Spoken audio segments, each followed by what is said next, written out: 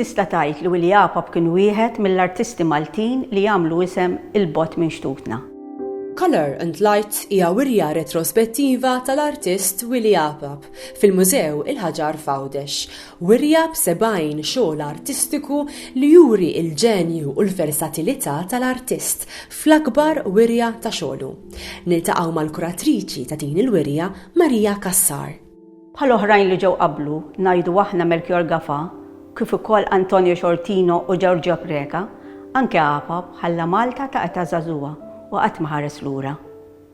Ma' żmien Apap sar wieħed mill-kbar tas-seklu 20, imma ħafna xogħlijiet tiegħu mhux dejjem kienu magħrufa, jew għax kienu f'kollezzjonijiet privati l-aktar barra minn Malta, jew għax deru biss f'okkażjonijiet rari.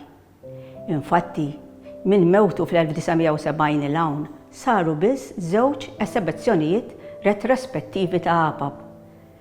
B'din il-wirja hemm 70 xogħol esibit, 50 żejt fuq tila jew bord u 20 linka u charcoal fuq karta, u dan jagħmilha l-akbar ġabra ta' opri ta' Apap li qatt nafu li saret.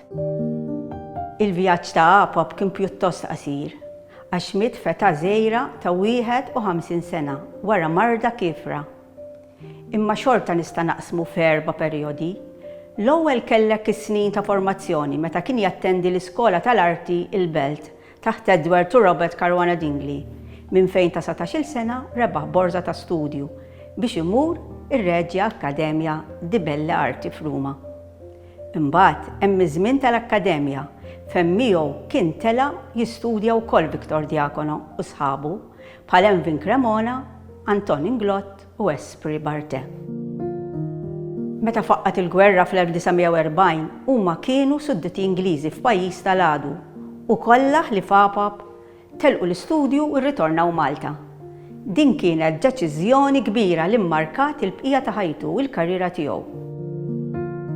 Imbagħad qisu bejn wieħed u ieħor mill-1950 il quddiem kien hemm kambjament fit-teknika artistika tiegħu. Naraw li Apap jitlaq id-dixxiplina riġida li kien tela biha f'Malta u anke fl-Akkademja u jiżviluppa l-mod tiegħu ta' kif japplika l-kulur u jipprepara s-suġġetti. L-aħħar perjodu ta' Willy Apap kienu is-snin 60 meta żviluppa teknika bl-istrixxi, modernista u sa ċertu punt semi-astratta. F'dan l-aħħar perjodu ta' 10 snin kien qed jesibixxi madwar l-Italja kollha, kif ukoll fl-Ingilterra, fl-Iskandinavja, filwaqt il-vjaġġi tiegħu ħaduh l-Amerika ta' Isfel u anke pajjiżi oħra. Għażilna l-isem Color and Light għaliex ħafna mill-pitturi li qegħdin fil-wirja huma mis-snin 60, meta l-arti ta' Apap laħqet il-qofol tagħha. Beda jagħmel użu aktar mill-kuluri kesħin bħal griż, aħdar, ikħal vjola u permezz tal-istrixxi kien bħal donnu idawwal il-pittura tiegħu u joħloq varjazzjoni bejn kuluri u dellijiet. Joġobni kumment li kien għamel wieħed kritiku tal-arti meta ra li l-Apap jaħdem. Kien għalhekk il-kulur u d-dawl bħal donnom jidħlu f'għajnejh, jitħaltu ma' ruħu u jerġgħu joħorġu l-barra biex jiffurmaw is-suġġett tiegħu. Meta miet fl-1970 Apap kien fl-aqwa tiegħu u l-fama kif ukoll ix-xogħol, kummissjonijiet u wirjiet kienu dejjem jiżdiedu.